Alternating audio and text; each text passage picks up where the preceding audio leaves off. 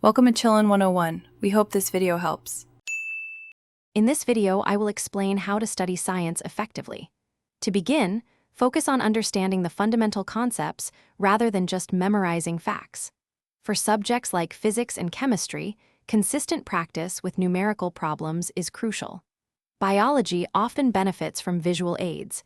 Use diagrams and flowcharts to grasp intricate processes.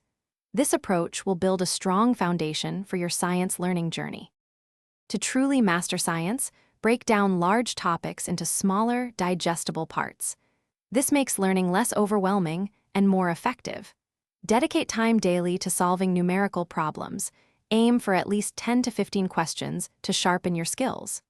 Regular review is also key. Make it a habit to go over your notes and textbook chapters weekly to reinforce your understanding and retention.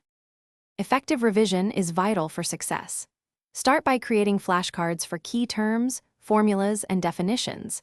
This aids quick recall. A powerful technique is to explain concepts to someone else, as teaching helps you identify gaps in your own knowledge. Finally, practice with past examination papers, simulating test conditions to improve your time management and familiarity with question patterns.